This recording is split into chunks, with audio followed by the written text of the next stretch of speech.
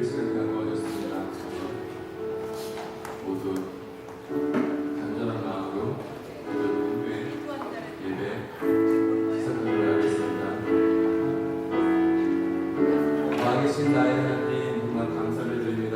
이 시간 저의 생명을 연장시켜 주셔서 어지러운 세상 가운데 저를 보호하여 주셔서 이렇게 좋은 자리에서 좋은 사람들과 좋은 아버지를 예배할 수 있게 하심을 너무나 감사를 드립니다. 저의 마음에 간절하게 소망합니다. 저의 마음 가운데 아버지를 만나는 이 시간이 설레었으면 합니다. 저의 마음에 떨림이 있었으면 합니다. 저의 마음 가운데 찾아와 주셔서 저의 생각을, 저의 마음을 다스려 주시옵소서. 예배 시중 주님께 의탁하며 사랑이 많으신 예수님의 이름으로 기도드립니다. 아멘. 옆에 번호 잠깐 읽어드릴까요? 여러분들 표정을 보니까 잘 들고 계신 것 같아요. 잠을 깨셨으면 좋겠습니다. 잠을 깼으면 왜 웃으시죠? 기억 괜찮으신가요? 몸이 좀 많이 안 좋다고 대목장님께서 오늘 긴급 카톡이 오셔서 멈추지 말라 얘기하고 싶었지만 아픈 사람들 장난치게 그래서 옆에 사람 다시 한번 인사할게요. 반갑습니다. 오늘 은혜 받고 돌아가기 소망합니다. 제 마음과 성령께서 전장하셔서 다스리게 소망합니다. 인사했으면 좋겠습니다. 예수 우리와 되어 우리 마음 가운데 오셔서 좌정하사 이를 다스려 주시옵소서.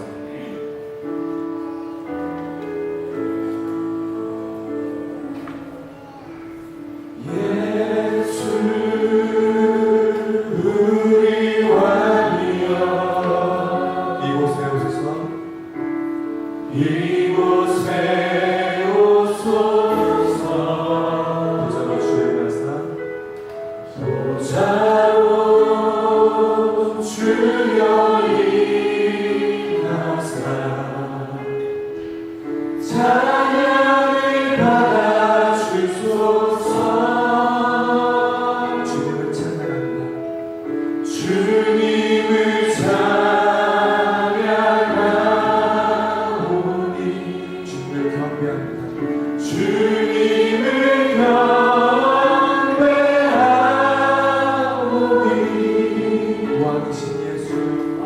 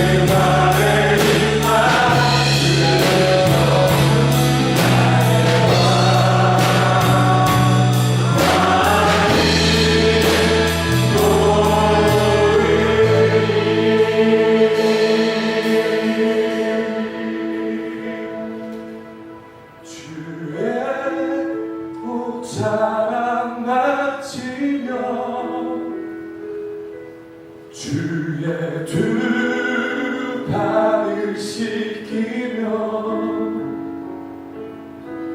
주님 기판에 입 맞추며 나의 왕관을 놓으리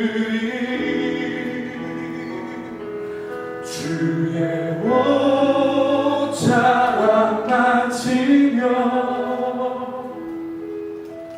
주의 두 발을 씻기며 주님 기판에 입 맞추며 나의 왕관을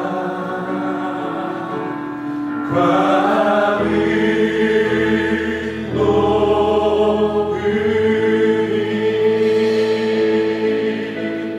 우리 시간 간절히 기도합시다.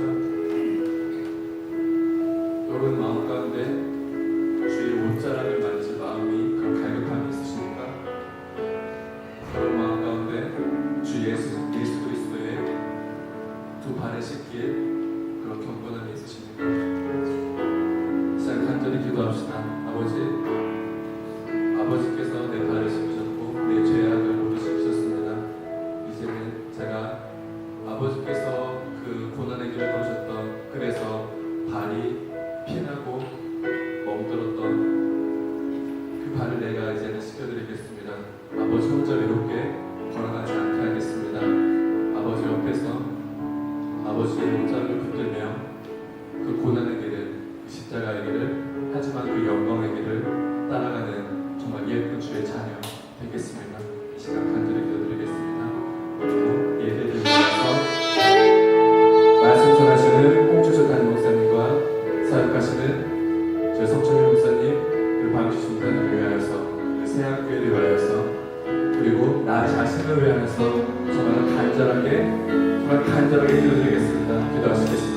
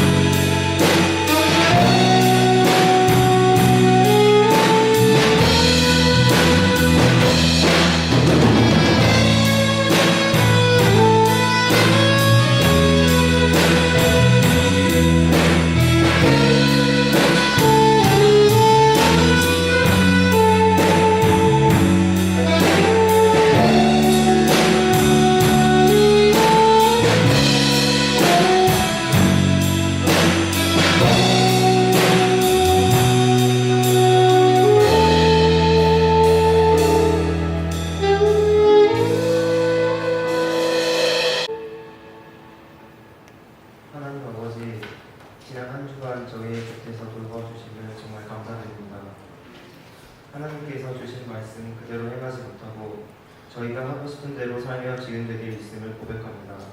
주님 용서하여 주시옵소서. 하나님 아버지, 나라 각지에서 아무런 이유 없이 사람을 죽이고 서로를 욕하는 것에 무뎌지고 있습니다. 그 사람들의 마음을 만져주시고 서로에게 도움이 될 수 있도록 도와주세요. 또한 나라의 경기가 많이 어지러운 가운데 있습니다.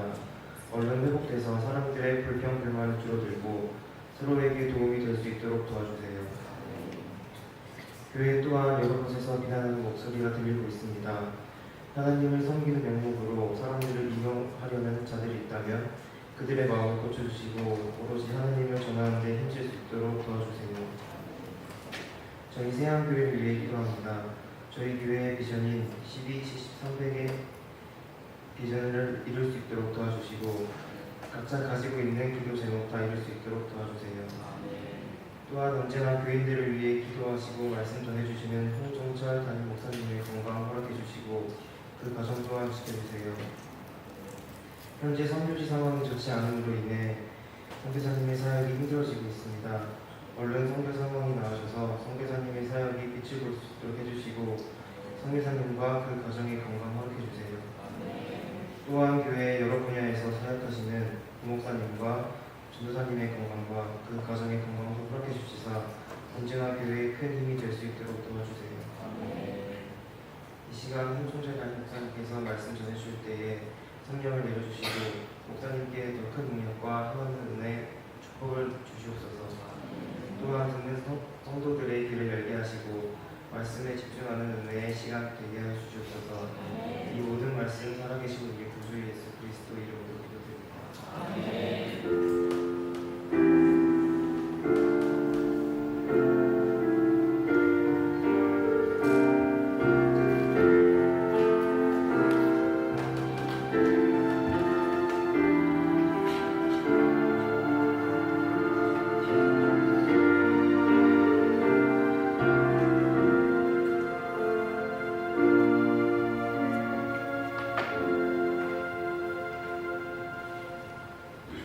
오늘 우리에게 주신 하나님의 말씀은 마가복음 4장 35절에서부터 41절까지입니다. 마가복음 4장 35절에서부터 41절까지 한 절씩 교독하시고 마지막 구절은 합독하시겠습니다. 그날 저물 때에 제자들이 이르시되 우리가 저편으로 건너가자 하시니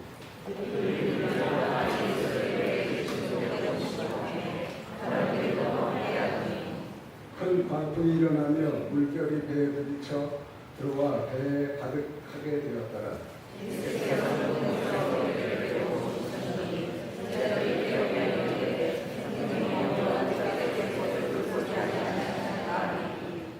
예수께서 깨어 바람을 꾸짖으시며 바다로 이르시되 잠잠하라 고요하라 하시니 바람이 그치고 아주 잔잔하여지더라.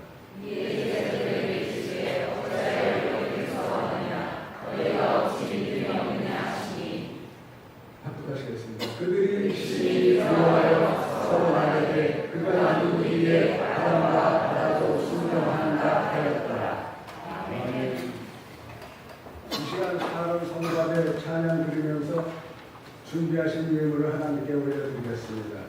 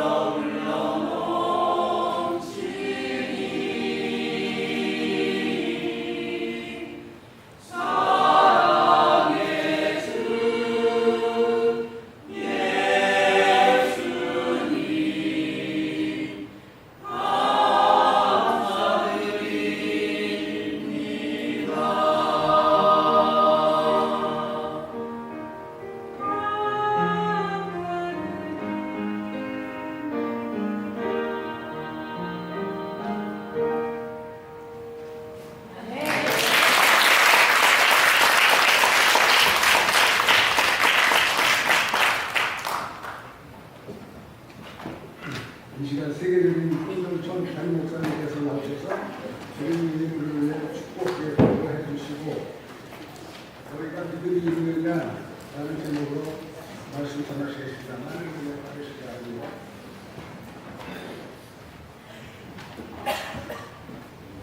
박진사님 이런 조언을 하실 수 있는 분이셨네요. 믿음 될 줄 믿습니다. 제가 요즘에 찬양을 들으면서 좀 그런 마음이 들었습니다. 사실 아까 우리 찬양팀 앞에서 플레이스스 팀이 찬양할 때도 이게 마지막 찬양에 눈물이 날라오더라고요. 이렇게 또 성가대 가이드 찬양도 가사가 너무나 마음에 깊게 와닿았습니다. 정말 우리 교회는 정말 은혜가 있는 교회구나, 찬양에 은혜가 있는 교회구나 이런 생각을 하게 되었습니다. 이런 귀한 은혜의 자리에 여러분들도 많이 동참을 좋겠다는 마음이 들었는데 아마 한국교회에서 성가대원들 중에 남자가 많은 게 우리 교회밖에 없다는 거 아시죠? 특별히 여러분들 여성들 30대 이후부터 목소리가 퇴화 현상이라는 걸 아셔야 됩니다. 회개하는 마음으로 부지런히 해야 되십니다. 또 자원하셔서 전 교회의 또 성가대 찬양팀화가 될 수 있는 역사가 있었으면 참 좋겠습니다. 우리 수강 모두들이 함께 하나님께 박수를 드립니다.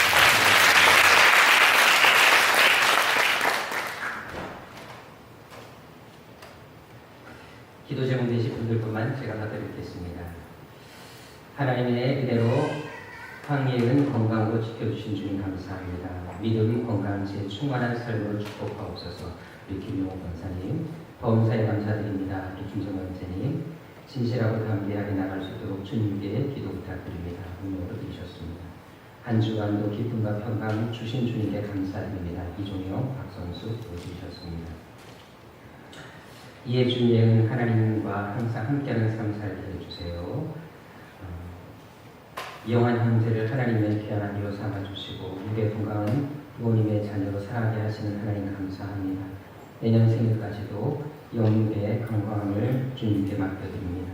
김광명 선생님, 그리고 오늘 정말 귀한 예물이 올라왔습니다. 하늘이가 아빠 생일을 축하해서 감사를 드렸습니다. 그래서 이 헌금 봉투는 제가 평생 소장하도록 하겠습니다. 예수님, 하늘이의 마음을 드려요. 아빠 생일이 특별했으면 좋겠어요. 아빠에게 감동과 기쁨이 됐으면 좋겠어요. 하나님 아빠를 만들어주셔서 감사해요. 너무 귀엽습니다. 이런 딸을 둔 부모님들이 참 귀하다 그런 마음이 듭니다. 하나님께서 뒤에 보시면 이렇게 한글로 이렇게 아이가 글을 써놨습니다. 우리 드림 예물 위해서 함께 기도하도록 하겠습니다. 한 주간 저희들의 삶을 이끌어 주시고 매일매일 저희를 눈동자처럼 지켜주시는 아버지 하나님, 이 시간도 그 은혜 감사하여 준비한 예물을 하나님께 올려드립니다. 많은 물질은 아니지만 그래도 저희들의 정성을 담아 드리오니 이 예물이 하나님께서 받으시는 가장 아름다운 향기가 되게 하여 주옵소서. 특별히 감사의 마음을 담아드린 감사 예물이 있습니다. 어려운 가운데서 11일 드린 손길이 있습니다. 또 여러 가지로 드린 모든 물질들 위해 복의 복으로 채워주셔서 하늘의 일마다 잘 되게 하여 주옵시고 하늘의 영적인 축복, 땅의 길든 축복이 끊이지 않도록 은혜 베풀어 주옵소서. 또한 마르지 않는 샘의 축복을 허락하여 주시고 어떤 일을 하든지 영혼이 잘되고 범사가 잘되며 강건케 하여 주셔서 어디를 가든지 형통케 하여 주옵시고 하나님의 살아계신 증거가 저들의 생애 가운데 늘 풍성하게 하여 주옵소서. 특별히 이 교회를 깨끗하게 하기 위해서 항상 시간을 드리고 정성을 들인 손길이 있습니다. 또한 식당 봉사와 안내와 차량 봉사로 또는 성가대와 찬양대로 늘 수고하는 손길들이 있습니다.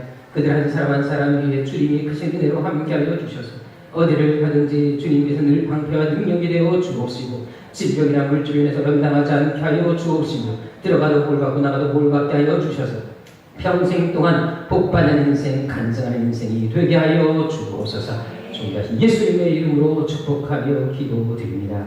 아멘. 우리 옆사람 인사하겠습니다. 내 인생의 가장 행복한 순간은 당신과 함께 있는 지금 이 순간입니다.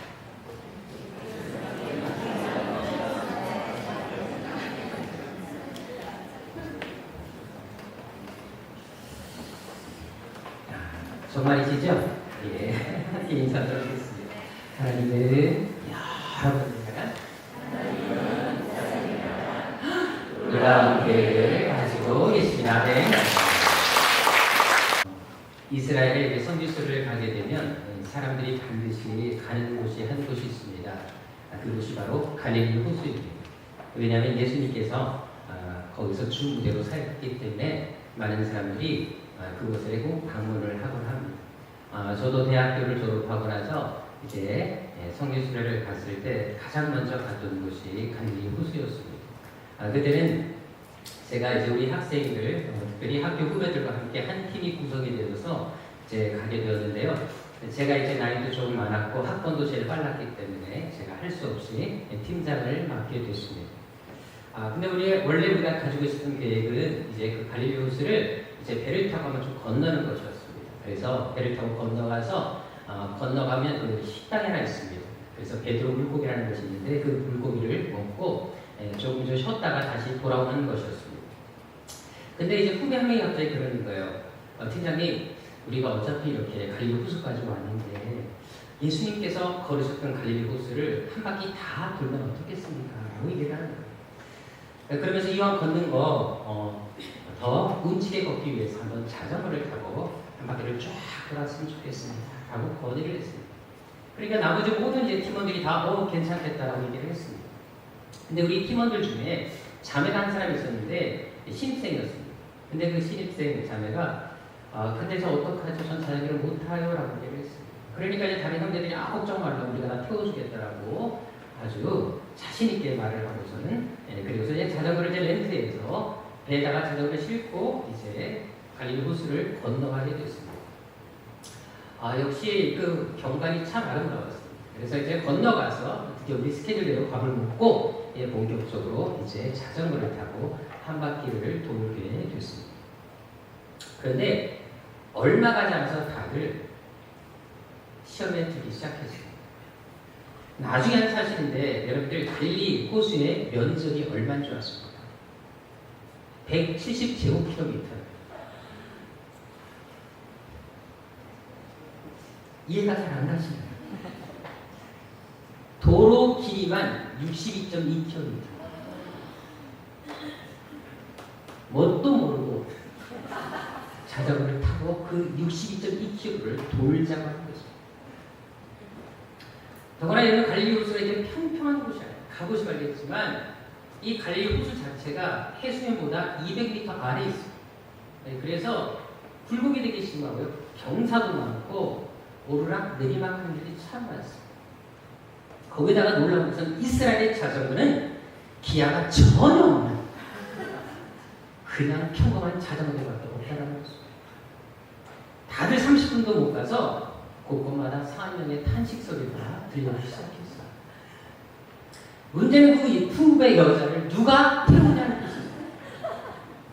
일단 제가 팀장이었기 때문에 먼저 저부터 태워서 이제 가기 시작했는데 도무지 바꿔줄 생각들을 아무도 하지 않았어요. 일부러 피하고 기피하고 멀리 가라는 것을 제가 참 많이 목격을 했어요. 정말 이제 그날 하루가 천년같이 느껴졌어요. 결국 제가 말뚝으로 그 후배 자매를 태울 수밖에 없었어요.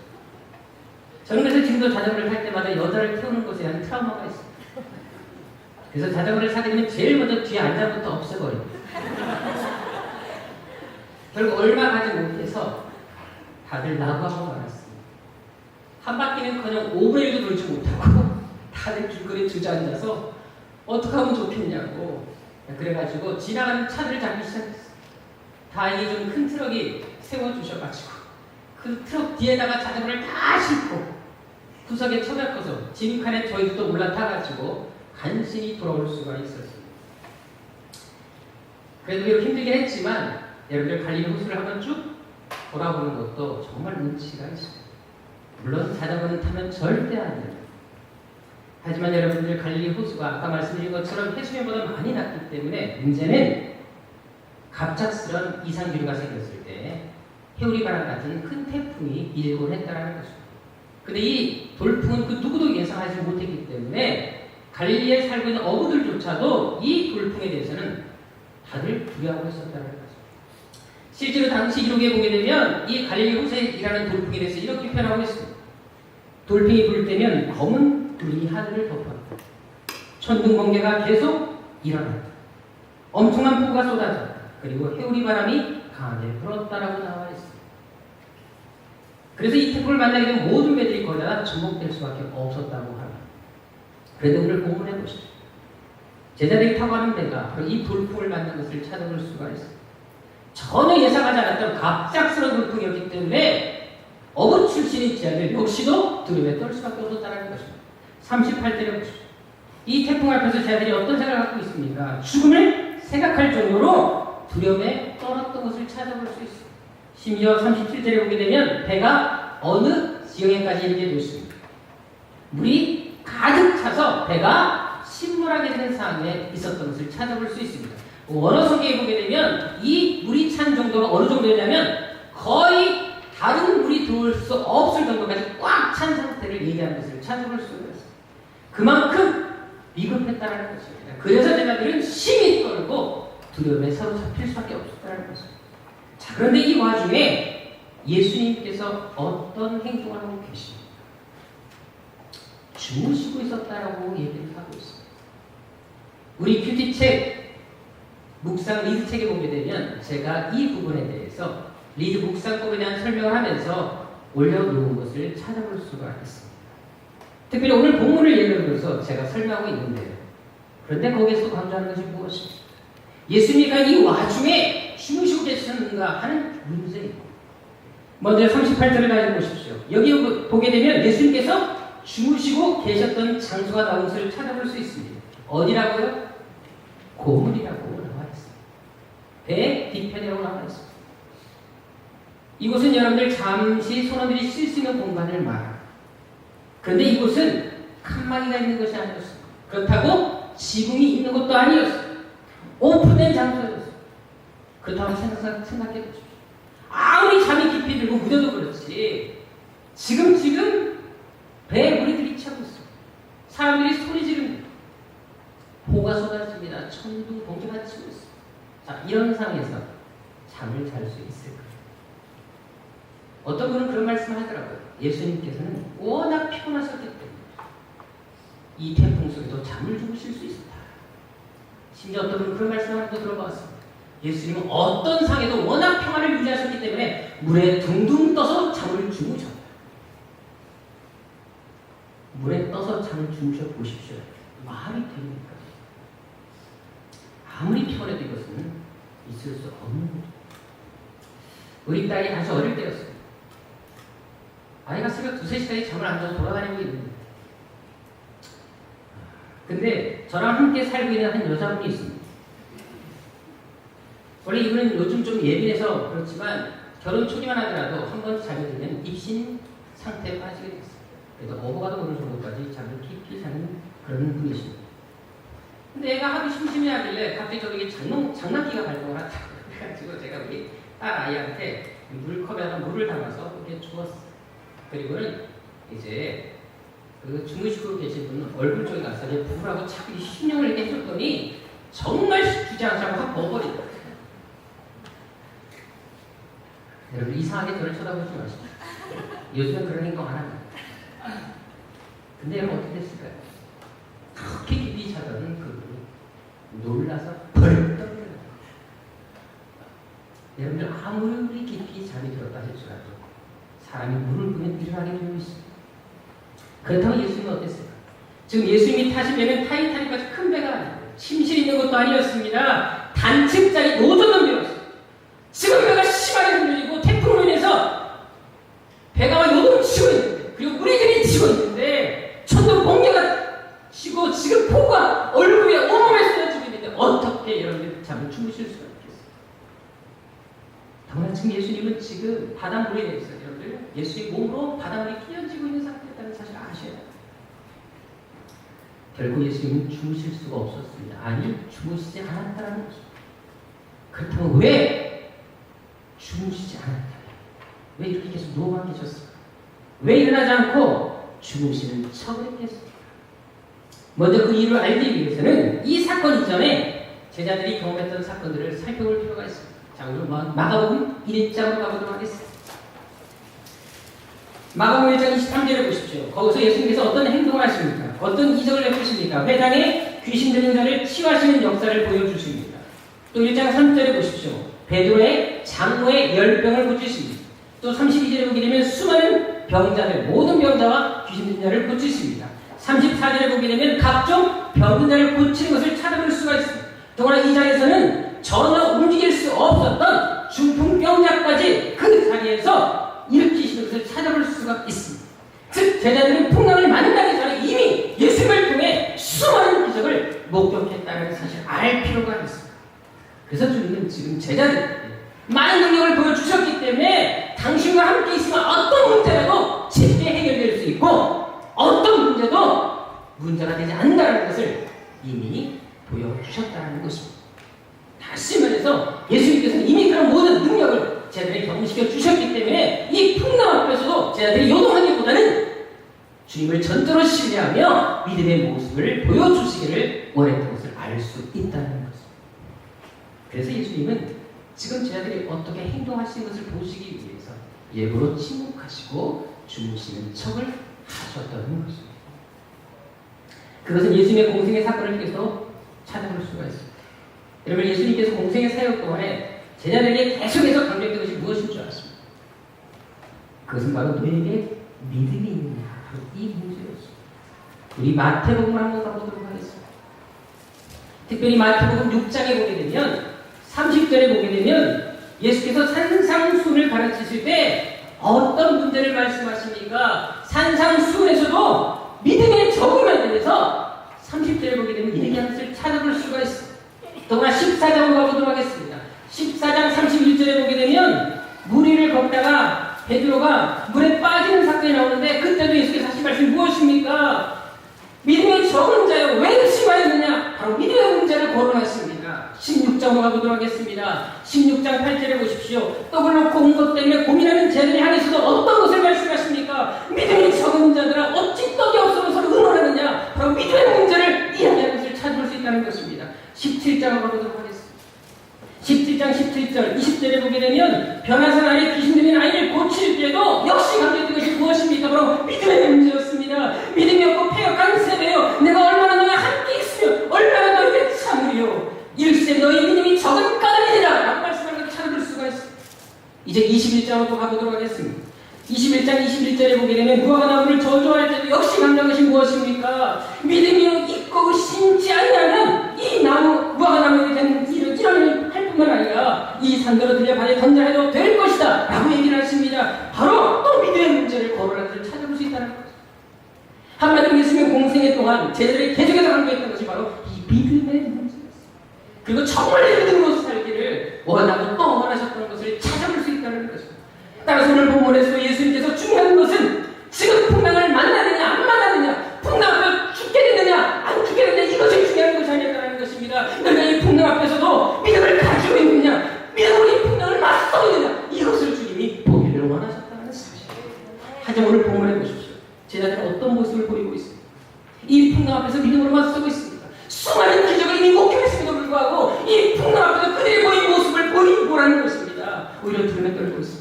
우왕좌왕하고 있습니다. 심지어 예수님의 속내도 모르고 예수님이 주무시는 줄 알고 불쾌한 심리를 드러내는 것을 찾을 수 있다는 것입니다. 그래서 예수님께서 40절에 일어나자마자 제일 먼저 제자들이 어떻게 말씀하십니까? 어째 이렇게 무서워하느냐? 너희가 어찌 믿음이 없느냐? 라고 하시고 또 예수님이 안탄하시는 것을 찾아볼 수가 있다는 것입니다. 사실 목회를 하다 보면 많은 분들을 만나게 됩니다. 그런데 참 뜨거웠던 분들, 열심도 있었는데 어떤 어려움이 생길 때 믿음을 저버리고 하나님 품을 떠나는 사람들을 볼 때가 종종 있습니다. 또 어떤 분들은 고난이 올 때마다 왜 나에게 이런 고난을 주십니까? 왜 우리 집에만 이런 일이 일어납니까? 하면서 힘들어하는 분들을 종종 볼 때가 있습니다. 하지만 여러분들, 내가 당하는 불행이 정말 가장 클 거예요. 내가 겪고 있는 그 고통이 제일 심각하겠습니다. 저희 네이버에서 어떤 학생 하나가 상담글을 올린 것을 제가 본 적이 있습니다. 우리 아버지 교회에 너무 빠졌어요. 교회에 빠져서 너무 빠졌어요. 어떻게 고칠 법이 없을까? 정말 괴롭습니다. 밤마다 설교를 들어야 합니다. 우리 아버지가 너무 불쌍합니다. 일요일뿐만 아니라 금요일에도 수요일에도 교회 가고 있습니다. 교회에서 벗어나는 거 아시는 분 제발 가르쳐 주세요. 꼭 좀 부탁합니다라고 아버지가 교회에 빠진 학생하나가 네이버에다가 아예 글을 올린 것을 보았습니다. 근데 어떤 분이 그 밑에 이런 답글을 써놨습니다. 교회에 빠지다니 당신은 행운 아닙니다. 저희 아버지는 불교에 빠지셨어요. 지금 산에서 안 내려오십니다. 교회에 빠진 걸 다행으로 생각하세요. 아버지 보고 싶습니다. 사실 우리가 이 땅을 살아가다 보면 생각나는 어려움을 겪을 때가 있습니다. 왜 나이 들면 이런 일이 날까?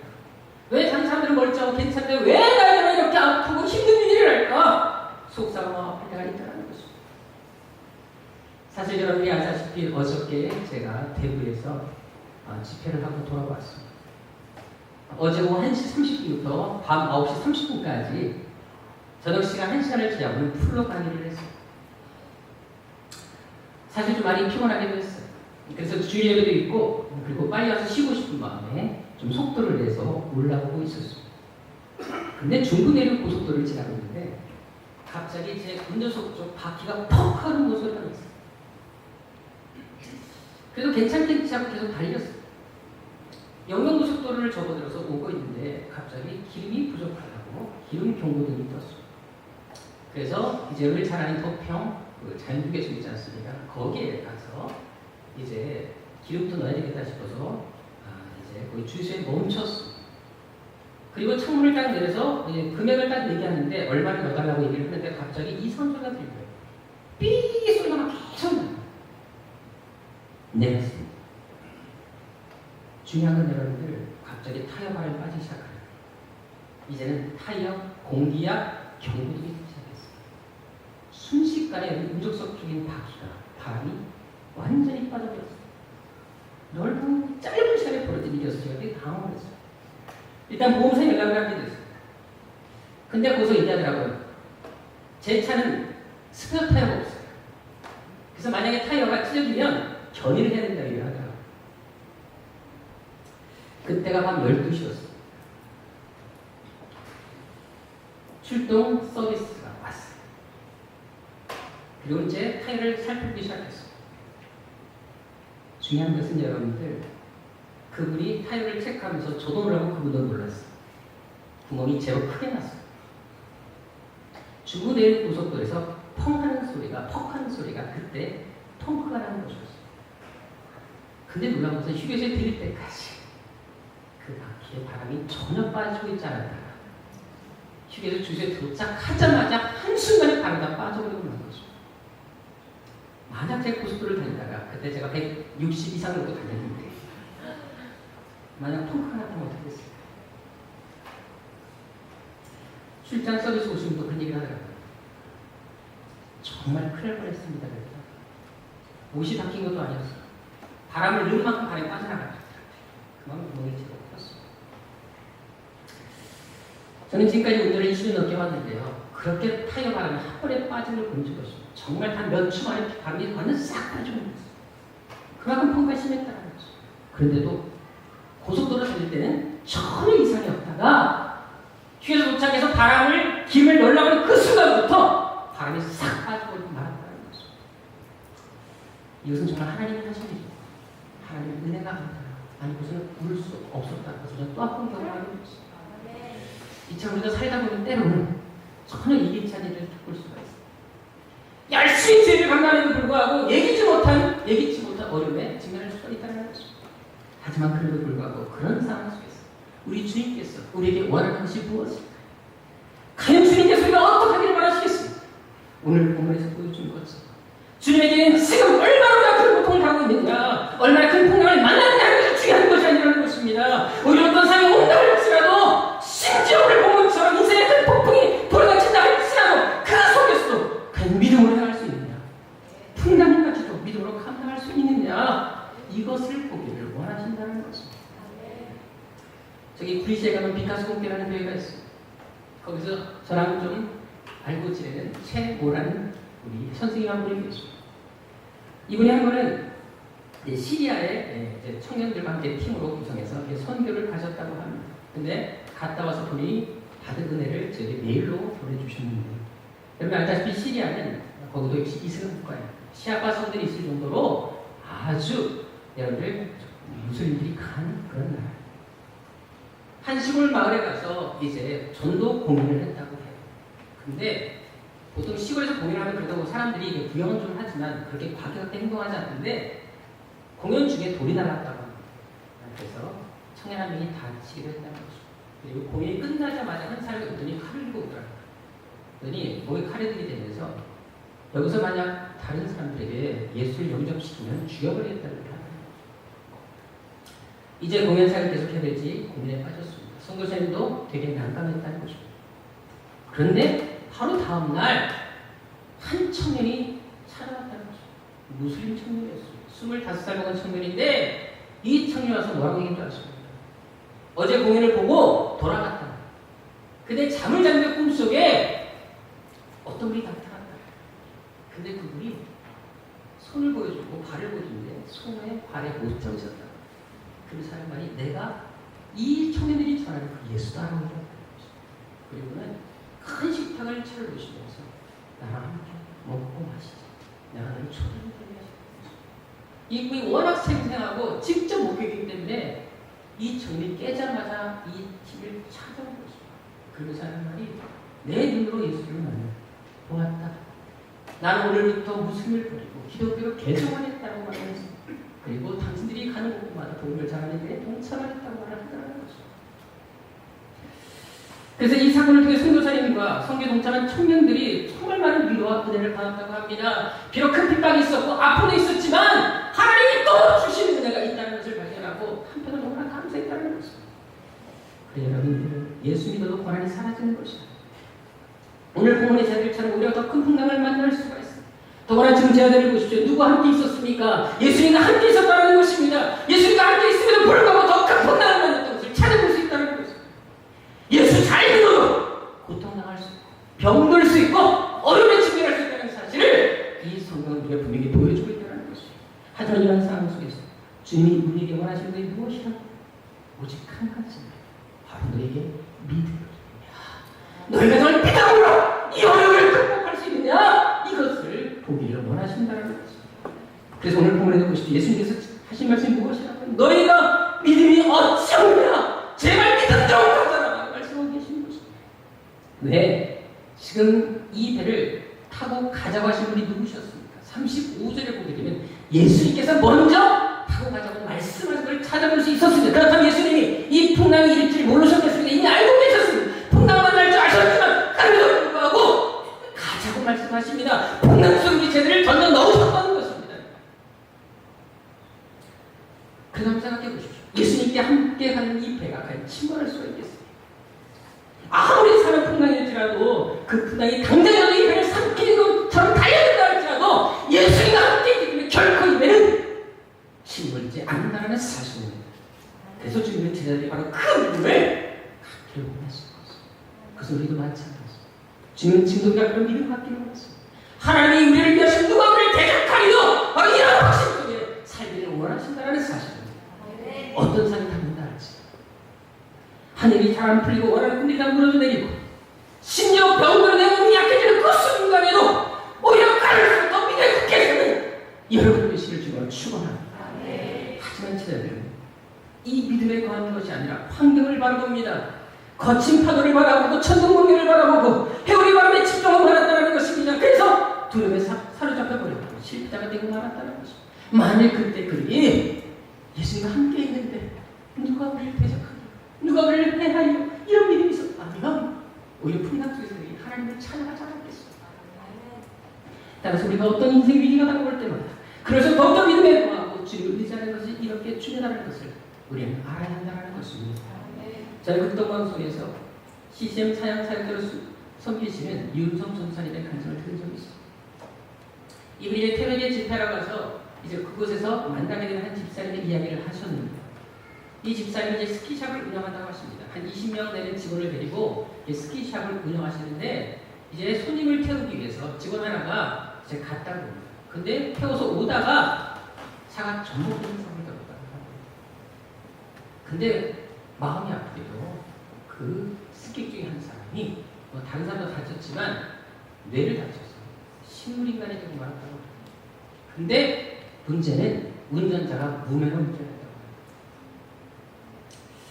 더구나 이 집사님이 산재보험에도 가입되지 않았기 때문에 집사님 혼자 이 모든 것을 감당할 수 없는 처지에 일어났다고 합니다. 게다가 2번의 수술을 했는데 2번의 수술에 든 비용 한 3천만 원이 들었다고 합니다. 문제는 2번의 뇌수술을 했음에도 불구하고 전혀 깨어나지 못했어요. 만약 깨어나지 못하면 평생 동안 이분이 깨어나지 못하는 사람을 책임져야 되는 그런 지경에 이르게 되는 거죠. 그런데 여러분들 이런 상황에도 이 집사님이 하시기 뭔 줄 아세요? 그 주간 주일날 예배를 드리러 왔다는 거죠. 더구나 놀라운 것은 뭐냐면 저녁 예배까지 다 드리고 돌아가시다는 거죠. 그리고 오셔서 물질도 없고 되게 힘든 상황에도 불구하고 11조와 감성을 다 드리고 돌아가시다는 거죠. 그 모습에 너무나 담임 목사님도 마음에 찡하고 감동이 돼서 기도하지 않을 수 없었다고 합니다. 근데 예배드리고 돌아가다가 갑자기 가게 너무나 드리고 싶은 마음이 생기더랍니다. 이 집사님이. 그래서 병원으로 가지 않고 잠깐 가게 들렸다 가는데 가게에 뭔 용지가 나온 걸 보게 됐어요. 보니까 과태료 용지였어요. 근데 그 과태료 용지가 뭔지 아십니까? 산재 보험료를 내지 않은 벌금에 대한 과태료였어요. 근데 이 집사님은 지금까지 산재보험에 든 적이 한 번도 없었어요. 근데 어떻게 산재보험이 가입됐는지 정말 이해할 수 없었습니다. 그래서 지금까지 산재보험료를 내지 않고 있었는데 그 내자는 과태료가 나는 것이었어요. 알아보니까 직원이 20명이었기 때문에 나라에서 자동으로 가입시켜줬다고 합니다. 그래서 그 산재보험료 내자는 과태료가 몇만 원만 내면 환자에 대한 전액 비용이 다 나오게 되었다는 것입니다. 중요한 것은 수술비가 한 번에 다 해결돼요. 더 감사한 것은 환자가 바로 깨어났다는 사실. 그리고 한 달 만에 완전히 회복이 됐어요. 퇴원하자는 여러분들이 벌어지고 말았어요. 여러분 하나님이 일하시면 놀랍지 않습니까? 어려운 속에서 그래 묵직상이 돼서 믿음으로 하나님을 의지하고 나가니까 그 믿음을 오셔서 하나님이 이런 놀라운 기적을 베풀어 주신 것입니다. 그래 여러분 하나님 어떤 상황에서 인생의 위기를 축복으로 바꿀 수 있는 분이십니다. 우리에게는 어떤 문제도 축복의 기회로 바꿀 수 있는 분이 우리 하나님이라는 사실입니다. 그래서 우리가 끝까지 하나님을 의지하는 것이 중요하다는 사실입니다. 여러분 우리가 이 믿음에 구했습니다. 전적으로 주님을 의지할 수 있다면 어떤 권한이 온다 할지라도 다니엘처럼 사자굴에서 하나님을 찬양할 수 있고 바울처럼 감옥에서 하나님을 찬양할 수 있으며 사단에서 암 있는 것처럼 불못불 속에서도 하나님께 감사할 수 있는 것입니다. 여러분들 환경을 바라보지 맙시다. 고난이 이런 장면에 집중하지 마시기 바랍니다. 고난이 클수록 풍랑이 있을수록 오히려 더 하나님 의지하는 여러분 되시길 주님으로 축원합니다. 분명한 것은 아무리 사람 풍랑이 일어난다 할지라도 우리 주님은 우리와 함께 계시다는 사실입니다. 또한 우리와 함께 계실 뿐만 아니라 우리를 조용히 침묵하시며 우리의 믿음을 지켜보고 계시다는 것입니다. 그리고 우리 이렇게 말씀하실 것입니다. 이 풍랑 속에서 너에게 믿음이 있습니다. 너에게 믿음이 이 믿음의 고백 지금 내가 믿나이다 고백할 수 있는 우리 사랑 성도 되시길 주님으로 축원합니다. 기도하겠습니다. 우리가 이 땅을 살다 보면 때로 원치 않는 고난과 아픔이 찾아올 수가 있습니다. 늘 좋은 일들만 일어나는 것이 아니라 때로는 아프고 힘들고 병들고 쓰러지고 넘어지며 지칠 때가 분명히 있습니다. 하지만 주님은 우리를 외면하시는 것이 아니라 나무나 하시는 것이 아니라 우리를 보고 계시고 우리와 함께 하시다는 사실을 기억하게 하여 주옵시고 이 풍랑 속에서 인생의 위기 속에서도 오히려 더 하나님을 끌고 하나님과 신뢰하며 하나님을 기도하며 우리 믿음으로 모든 것들을 이겨낼 수 있는 하나님의 사람들이 되게 하여 주옵소서. 아버지 하나님 제들처럼 풍랑에 집중하지 말게 하여 주시고 나에게 지금 다가오는 문제에 집중하지 말게 하여 주옵시고 문제를 역사하신 하나님 우리에게 또 다른 기적을 준비하시는 하나님을 신뢰하며 믿음으로 바로 서는 하나님의 사람들이 되게 하여 주옵소서. 주옵소서. 예수님의 이름으로 기도드립니다. 우리 나의 영혼이 찬양된 가운데서 오직 주만이 나의 산성 되시고 방편이 구원 되시다는 사실 어떤 위기한 인생의 풍랑 속에서도 하나님이 나를 지키고 계시다는 말씀이십니다. 그것을 기억하면서 우리 하나님 앞에 찬양 드리도록 하겠습니다.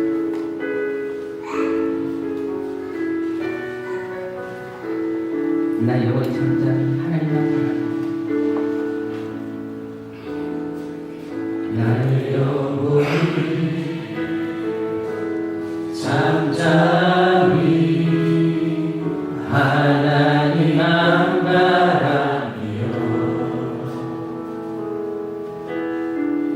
나의 구원이 그에게서 나를 도와 나의 영혼아 나의 영혼아 잠잠히 하나님만 바라라 나의 소망이 저에게서 나를 떠나오지 주만이 나의 반석 나의 구원이시니 주만이 나의 산성 내가 영원시하리 나의 영혼이 간절히 나의 영혼이 간절히 여호와를 닮아가며 나의 입술이 여호와를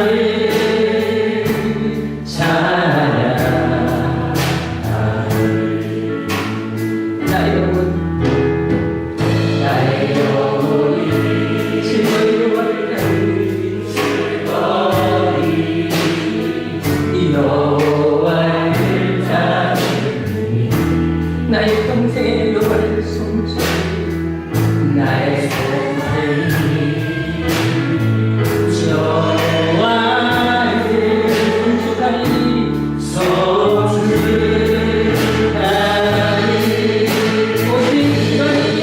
오직 주만이 나의 반석 나의 구원이시니 주만이 나의 산성 내가 영원시하리 오직 주만이 나의 반석 나의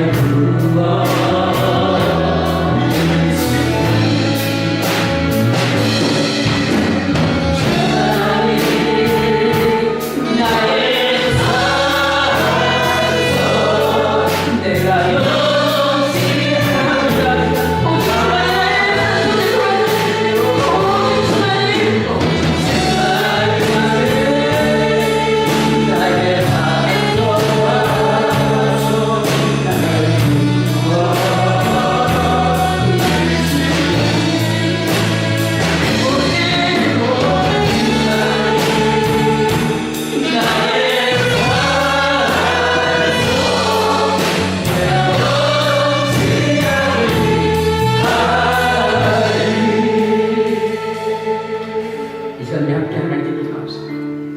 하나님, 어떤 상황에서 인생에 어떤 문제가 있다고 할지라도 아픔까지도 고통까지도 주님께 맡길 수 있는 그런 믿음을 주옵소서. 힘들지라도 답답할지라도 이해할 수 없을 때라도 그래도 불구하고 더욱더 주를 신뢰하며 주만 바라보게 하여 주옵소서. 어떤 인생의 풍랑이 다가온다 할지라도 고난에 집중하기보다 문제와 실망이보다 먼 하나님 앞에 무릎 꿇게 하여 주옵소서. 더 믿음의 자리, 확신의 자리, 예배의 자리에 나오게 어떤 풍파에도 흔들리지 않는 불이 깊은 영성을 갖게 하여 주시고 세상에 감당치 못할 믿음의 사람들이 다 되게 하여 주옵소서. 바로 내가 그 믿음의 주인공이 되게 하여 주옵소서. 우리 간절한 마음으로 주여 한번 외치고 기도하도록 하겠습니다. 주여!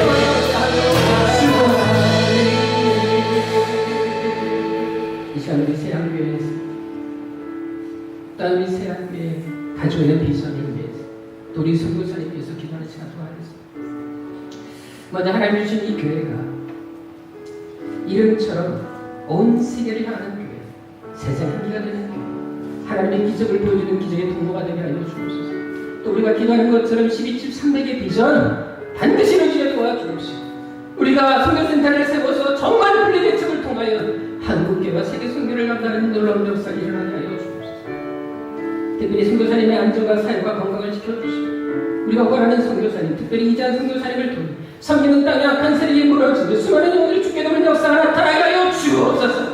또한 세상에 세우신 우리 교육자들, 직분자들, 목장들을 붙잡아 주시고 이래라 헌신과 섬김을 통하여 초대기서 놀라운 기적과 교회복이 계속해서 일어나게 하여 주옵소서. 그리고 우리가 늘 기도하는 것처럼 이 세상과 이 시대 마지막 날 하나님의 자부심이 되는 교회, 하나님의 자녀인 성도가 되게 하여 주옵소서. 이 시간 우리 간절한 마음으로 주여 세번 외치고 기도하도록 하겠습니다.